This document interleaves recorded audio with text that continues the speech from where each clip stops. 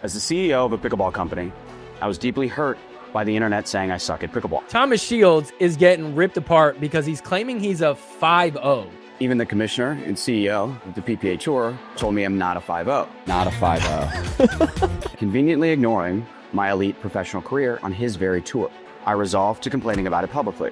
World champion Anna Bright responded with a derogatory and offensive SpongeBob meme while claiming her mom is better than me. If you're a 5-0, so is my mom. Naturally, I challenged her to a match. She accepted.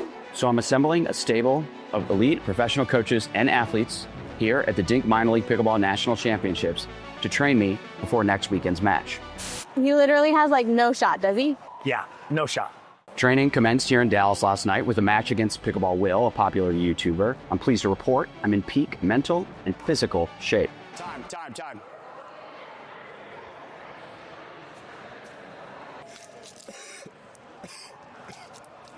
And while my duper is lower than a 5-0, and all evidence suggests the opposite, I know this simply to be a bug in the algorithm soon to be corrected. So next weekend in Miami, at the Corded Series, powered by Buick, I'll be playing the #2 pickleball player in the world with cameras rolling. It's not about winning. That part's easy. It's about reestablishing my credibility and reminding the pickleball community why I'm widely regarded as one of the elite minds and most influential voices in our sport. And it feels like it would even that. It feels like it would be whack-a-mole. You shut one down, and then there's two others. That's the phrase. Pop Took up. it right out of my mouth. That's currently what's happening. It's regulatory whack-a-mole. So the brands are popping up so fast. You know, the paddle market is projected to be a $300 million market within 10 years. The rate it's going, it could be more sooner. So it's fertile territory, and the brands, these brands overseas are very good at popping up fast, putting something to market very quickly. And then as soon as any recourse comes their way, they can shut down and sort of open up shop under a new moniker and keep going on and on down the line. If you're always searching for something that gives you an edge on the court, that's not a third cup of coffee, we've got you. Blue Canteen from Descriptions is built for clean, steady focus that lasts 3 to 5 hours so you can see the ball earlier and react quicker without the crash. It's loaded with 4 precision dosed ingredients, and it hits fast because it dissolves in your cheek instead of going through your stomach. The CBD helps you play loose instead of tight, and caffeine sharpens reflexes, and the methylene blue fuels your brain so you stay locked in deep into the games. It feels like hitting that perfect groove when everything slows down. If you want to try it, go to descriptions.com/dink for 10% off your first order. That's TROSCRIPTIONS.com/thedink.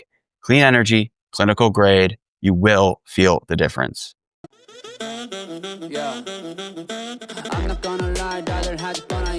All right, guys. So no pro pickleball tournaments this weekend, but we have a very interesting episode. I interview the Dink's writer, Alex Weaver, and we talk about the counterfeit paddle epidemic. So this is a very, very interesting episode. You'll be surprised by just how many counterfeit paddles are out there, and we give you a couple different steps of what you can do to make sure that you are not buying a counterfeit paddle. All right.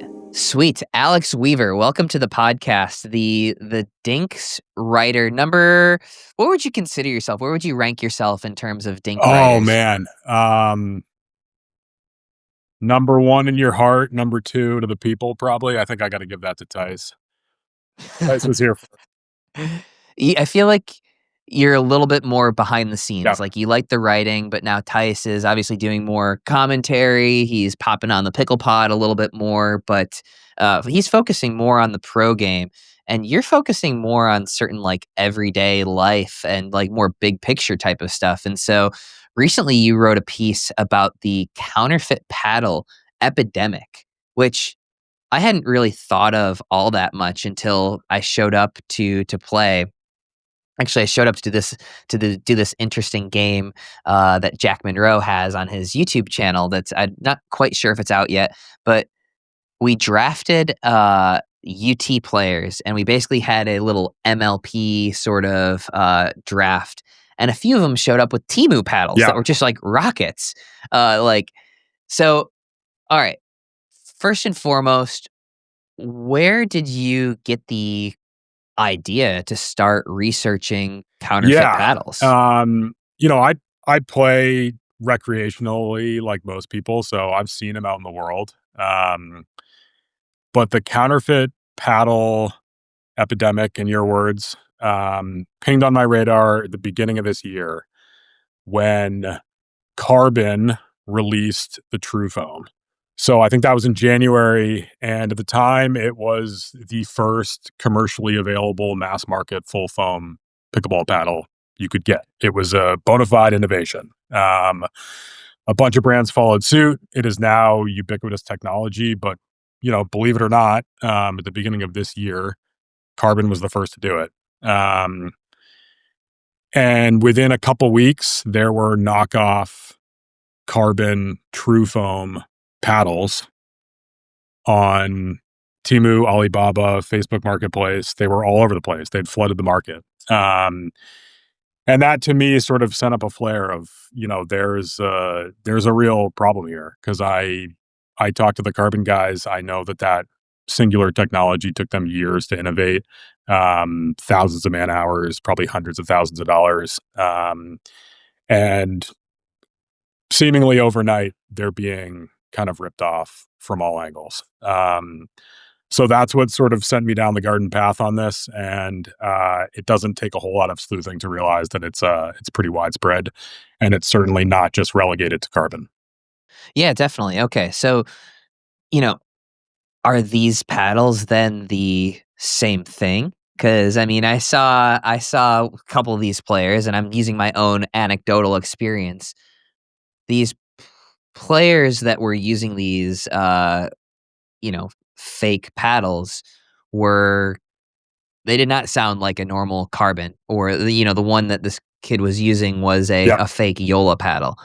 Did not sound like a normal Yola paddle, did not play like a normal Yola paddle, certainly did not cost what a normal Yola paddle costs. So they're obviously trying to kind of rip these off, but do you feel like it, at least in Carbon's case, sort of plays the same? Very rarely. In most cases, no. They are presented as the real thing or very close to the real thing online. Sometimes they even, these brands even just pull images straight from the brand's website, plaster them on their own, present it as the real thing. What you are getting in the mail is some variation thereof. That's one of the big problems, is that you really don't know what you're getting. And in a lot of cases, you're not getting whatever the photo or the description says it is. But if you're buying a knockoff Yola Pro 4 or a knockoff Selkirk Boomstick or a knockoff Carbon True Foam Genesis, these are $280 to $330 paddles. If the price you're paying is $27, it's not the real thing. And in a lot of cases, it's Right. not even close. I have one from Carbon, one of the original Carbons, the 3X. I have the original, and I have the knockoff from Temu. It's the feature image of the article, so you may have seen them side by side. They look, Yeah. to the untrained eye, they look nearly identical. When you hold the knockoff in your hand, it feels like a cardboard toy. Super flimsy, super light. It's not carbon fiber. So, the analogy somebody on Reddit made was it's like a $10 bottle of wine. Sometimes it's really good. Sometimes that same $10 bottle of wine is swill, and you never really know. Yeah. So how can you tell if it's a knockoff paddle before you get it? Obviously, if you go directly to the website, you aren't going to get a knockoff paddle. If you go to Pickleball Central, you're not going to get a knockoff paddle. If you go to Temu, you're probably 100% going to get a knockoff paddle, and you know that. But in places like a Facebook Marketplace or eBay or something or another, how do you know? Let's say you're somebody who doesn't want a knockoff paddle, you want the real thing, but you're going to try and buy it used or buy it secondhand. How can you actually make sure that you're getting You can. the real thing?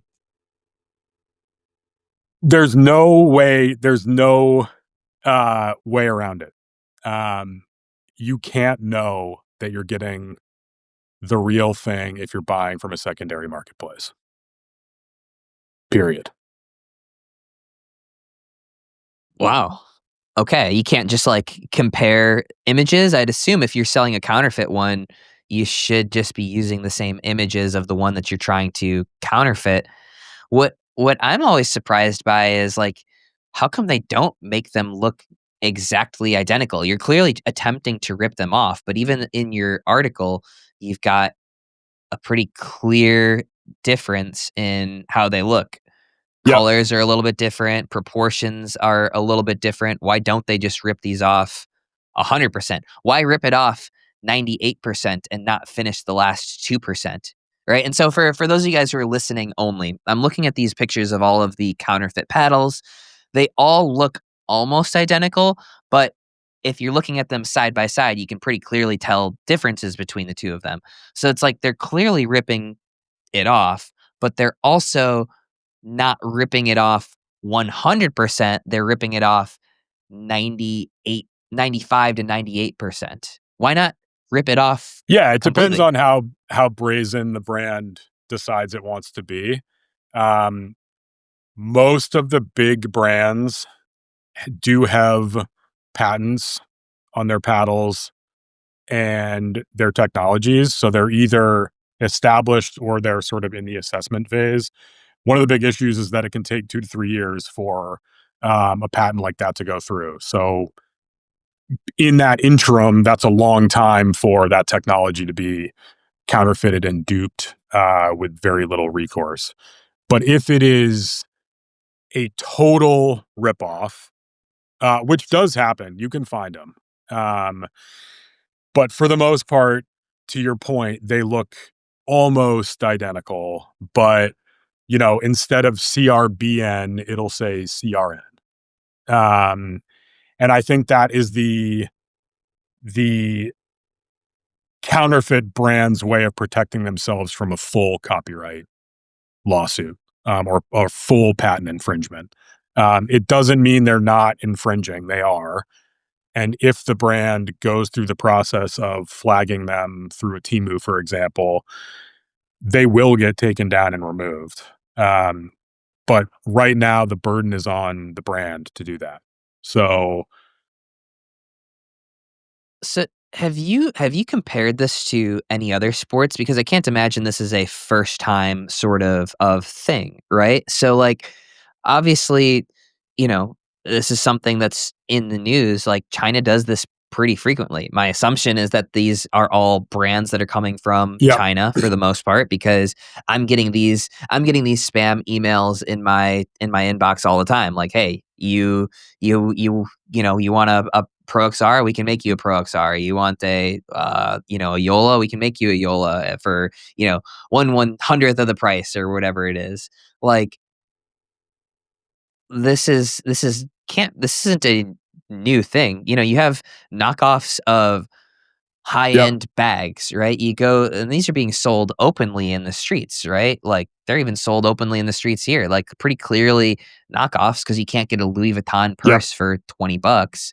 Like, are these just so small stakes that you can't really do anything about it? It feels like it would even that, it feels like it would be whack-a-mole. You That's shut one down and then there's two others that's the that phrase. pop Took it up. right out of my mouth. That's currently what's happening. Is it's just it's regulatory whack-a-mole. So the brands are popping up so fast. Um, the paddle market is projected to be a $300 million market within 10 years. The rate it's going, it could be more or sooner. So it's fertile territory. And the brands, these brands overseas are very good at popping up fast, putting something to market very quickly. And then as soon as any recourse comes their way, they can shut down and sort of open up shop under a new moniker and keep going on and on down the line. And I think the biggest problem right now is sort of twofold. I think to get back to your earlier point, like why don't these knockoff paddles go all the way? Um, believe it or not, most rec players aren't paddle nerds like you and I. They don't care. They also don't really know the difference. They'll go out onto a court and play their Saturday morning open play or rec league or whatever with a knockoff Yola 4 that looks pretty darn close, and nobody is any wiser. Nobody knows. Nobody has any idea. It just looks like a Yola. You play with a Yola. But don't you have to be pretty educated to find some of these? I guess unless you're shopping directly on Google Temu, cheap like, Yola Pro 4, you'll get bombarded with knockoff options. And a lot of people are going to see that and say, oh, shoot, like either they're tricked, believe it or not, they're just tricked. That happens all the time. People think they're getting the real thing. yeah, good point. And they're not. But also, people who may not have been seeking a counterfeit paddle in the first place, Google cheap Yola or cheap Selkirk, and they're met with something that looks pretty close, and they're told it plays the same. They're told it has, Toray T700 carbon fiber face and full foam core and 16 millimeter, you name it, but it's $40. This is crazy. So I did just pull this up. I Googled cheap Yola Pro 4, and the very first thing that pops up is Temu for $28.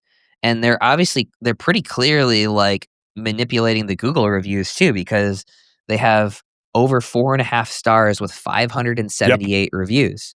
100%. I see that. I'm buying it, right? Like it's got 500. So these guys are masterminds. It's the first thing that pops up. Ahead of Pickleball Central. My results go Temu for $28. Same thing through Pickleball Central for $230. Pickleball Central's only has 106 reviews compared to the 578 reviews of the Temu one. Then I have something called Shein, Shein. I've never even heard of that. That's like an apparel brand. $18.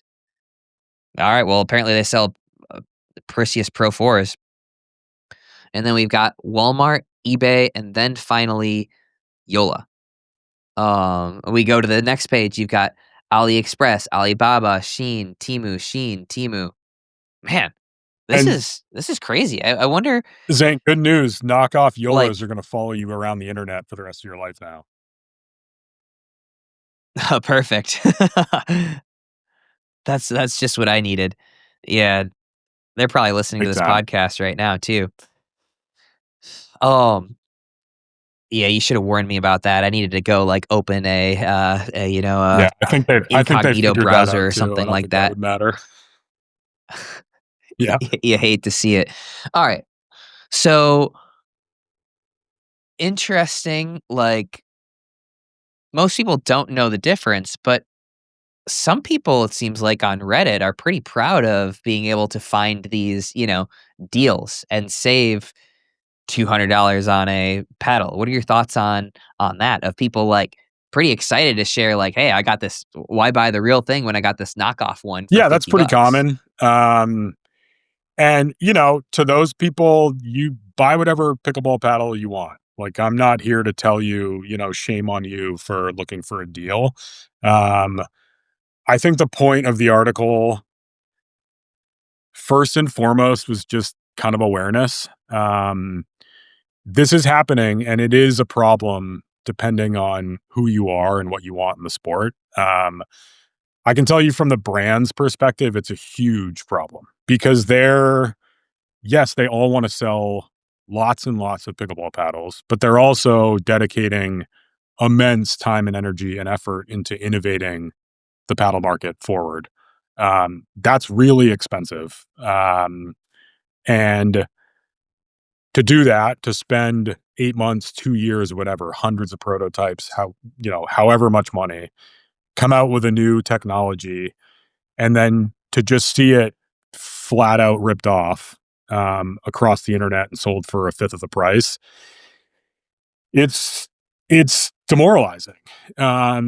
And it's frustrating, and it requires them to dedicate people to fighting back. And one brand we talked to, a major brand, they have one customer service person whose only job is to flag and pursue counterfeit brands on Temu and Alibaba.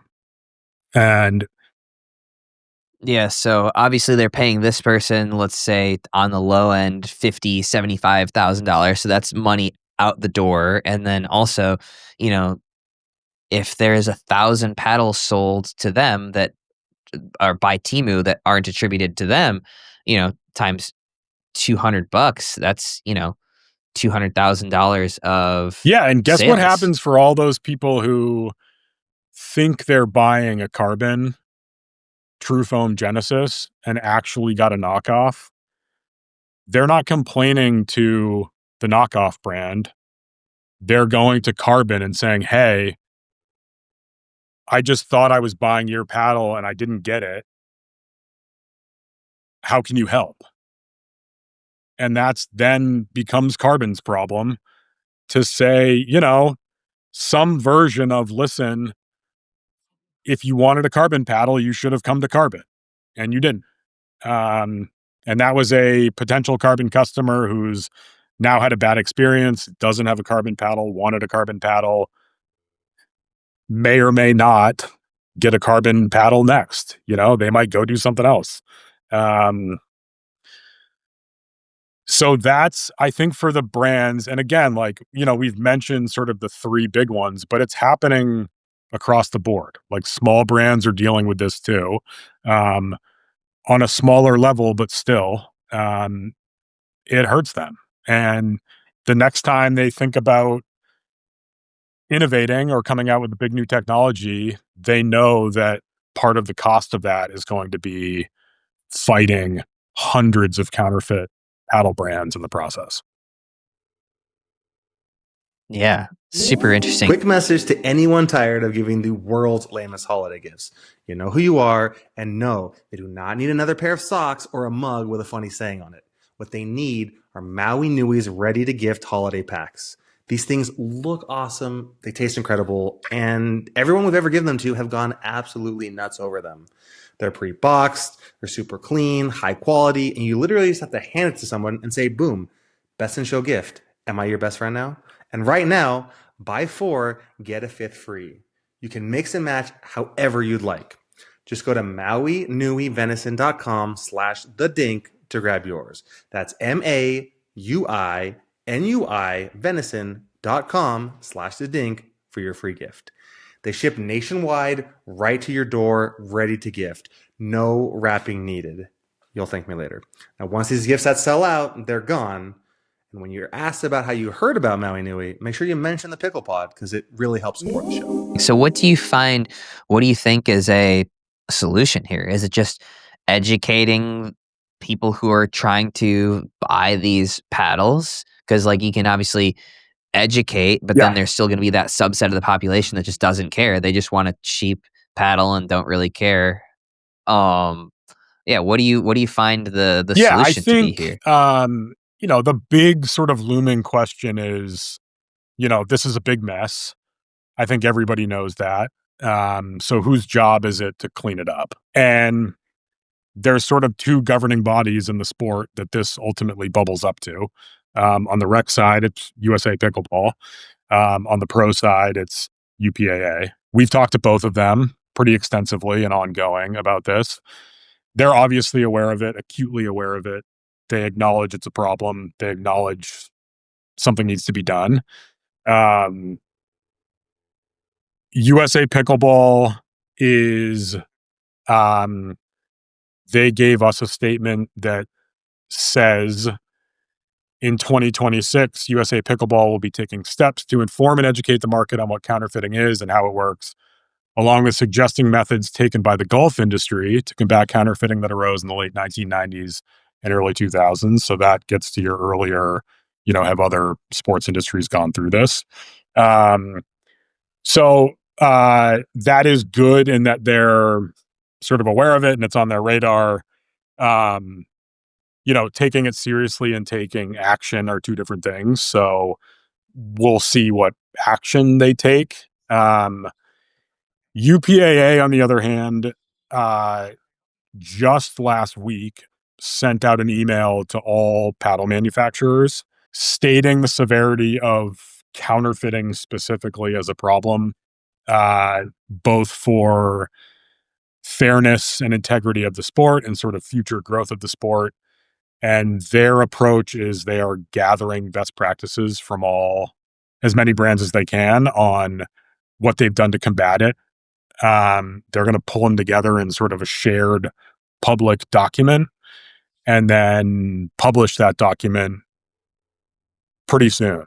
That is something, that is a public document that gathered insights from a bunch of brands who were going through this, best practices for what they've seen work and what doesn't work. And then I think that could provide sort of a jumping off point, an actionable base to start doing something about it. But we'll see. Yeah. I guess going back to the USAP part, did you dive into what was done to combat this? No, in they golf just sent at me all? Are that, you so I haven't familiar had a with- chance to look at that. I will. The other use case that popped up was mountain biking frames. I guess like high-end carbon fiber mountain bike frames were produced here in the US, and then the counterfeit market became pretty rampant and very problematic and sort of threatened to close down business in the US. And I guess they sort of brought it to like the Chinese government level to combat. And it Okay. sounds like that worked. Yeah, I feel like that, right? Isn't that kind of what happens with all these electronics and whatnot too? I mean, that's where it really, you have to get some sort of buy-in from the Chinese government to shut that down. And I just can't imagine pickleball paddles are at the top of the Yeah. list. Yeah, I mean, I think it there. requires like a unified so yeah, voice and a unified, movement to do that, and it's got to be spearheaded by a regulatory governing body at the top of the sport, I think. Yeah, interesting. Okay, so I mean, like, I think that there are some ways to make sure that people aren't getting duped, right? Like, you can put in, serial numbers on the paddles and cross-reference that or whatever. I think there are plenty of ways to prevent people from getting duped. I think it's much more difficult to prevent people from wanting to buy those knockoff paddles, right? Your Redditor that is going to go brag about buying a paddle for $50 rather than $250, right? That's actually a far more difficult person to curtail, I think. For sure. And in rec play, there's really not much you can do about it. But in tournament play and duper play and certainly qualifiers and all these things, like having testing, more rigorous testing, these go, no go machines, like putting more measures in place to sort of crack down on what paddles are using when the games matter, I think is something that can be done. And I think PPA and the UPAA are certainly endeavoring to do that. I think 2 points, like the one of the big issues on the USAP side is that it's one thing for a Chinese brand, let's say, to knock off some brand that's hot, that looks cool, that's selling well, mostly in its likeness, and sell it for a fraction of the price. What they're also doing is they're knocking off the USAP seal. So they're just slapping USA Pickleball approved seal on the fake paddles, which for most consumers, if a paddle has the seal, they think it's legit. They don't know that USAP has no idea that this paddle is being made or sold with their seal on it. Yeah, I mean, they should have, I guess, some. I've never really fully understood the point of the seal, because everybody can print a seal on the paddle. Like, uh, if somebody's going to rip it off, that doesn't mean anything. Anybody can go download that logo. Yeah. Obviously, you will have you'll have legal issues potentially, but I also can't imagine USAP having sued any of these people for using their logo incorrectly. There's nobody to sue. It's whack-a-mole, right? I mean, I think people should have enough awareness to understand that people can print something on a paddle. Yeah, I mean, they might have awareness, but like, I don't know if they care. If it's on Are they there, really going to research it's it? on there, Right, it's that's on the there. different question. Because I mean, like it gets printed on it's printed on a bunch of paddles that have failed, right? You have to print the USAP logo to even submit it for approval, which is kind of wild. So there's probably thousands and thousands of failed paddles floating around somewhere or another. Like, I wonder where those go. Do those go to the same place that, 2025 Super Bowl champion Kansas City Chiefs go, right? Like, are these going to the same place? Like, what are you doing with all these paddles? Yeah, I think the integrity of the USAP seal is a open issue. And it's one that they're trying to reel in, but how they'll do that and how effective it will be, I think remains to be seen. I think one other point that comes back to the issue of people who just want to buy a cheaper paddle, like this argument that pickleball paddles are just too expensive. That's obviously a totally valid argument. And a lot of people, $280 for a Gen 3 paddle that's designed to break down over time seems crazy. And I get that. I would say, I think the paddle industry has innovated to the point where there are lots of very credible, reputable brands now making amazing paddles for under $100. And Rhombus, Luz, Vatic, 11624, 60 Friday, even Yola just came out with a line that's under $100. Hey, whoa, come on, hold on. Give me Pro XR, dude. Roscoe Bellamy just won a tournament with $100 Isn't that thing Pro like XR paddle. 129? So it was 129. Now it's $100. Pro XR on the list. Yeah, come but on. It's the point stands. More and more, if the argument is, I'm going to buy a knockoff because I can't justify $280 or $250 or even $200 for a pickleball paddle, I would say you're way better off getting a $90 Rhombus Quanta or a $100 Pro XR than getting a $30 knockoff long term. Yeah. Yeah, for sure. I think even just your ROI, you're going to have to go through 5 of those $30 paddles to get, one that's decent. The couple that I've heard always sound just absolutely and awful, right? It something that a knockoff, no knockoff paddle is going to have: no warranty, no customer service, no quality control. So for $80, $90, you get all of that stuff and a much better paddle that's going to last you way longer. Yeah. All right. Well, Alex, what else are you working on these days? Obviously, the deep dive into the counterfeit paddles was super, super interesting. Anything else from your work that we should be looking forward to in the near future? I mean, we did collaborate on an interesting piece about how much pro pickleball players make. That'll be dropping in a couple of weeks. I'm not sure when we're actually releasing this episode, so that might be dropping on my channel in collaboration with the Dink sooner rather than later. What else are you working on? I would say look for the next evolution of the counterfeit paddle story. It's a story I want to keep following. I think USAP's response and UPAA's response are coming next.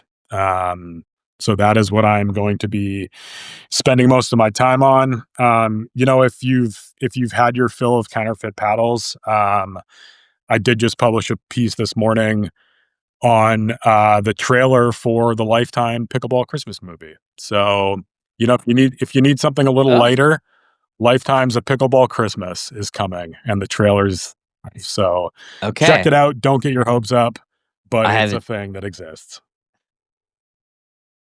Okay, well, I'm gonna have to check that out. All right. Well, Alex, thank you for coming on and educating us about the counterfeit paddle epidemic. Guys, it's Christmas time. Nobody wants a fake paddle. If you're buying a gift for somebody or another, buy them $100 Pro XR or buy them, some of the middle of the line paddles. Like, yeah, you don't have to spend $300 on a paddle, but if you're actually getting a gift for somebody who likes pickleball or even yourself, like, yeah, don't go to T-Boo. Send me an email. I'll give you It's not tons of worth it. recommendations. All right, drop the email Alex then. at What's the the Dink email? Pickleball.com. I'm here Okay, for all perfect. your paddle needs anytime you want. Legendary. All right. The new paddle concierge. You might get a lot more Let's emails go. than you were Let's anticipating, go. Alex. But Alex, appreciate you popping on, and yeah, keep me updated whenever you're running cool stories like this. We'll definitely have you on for some more deep dives. Yeah, we'll do. I enjoyed Thanks for having this. me. Yeah.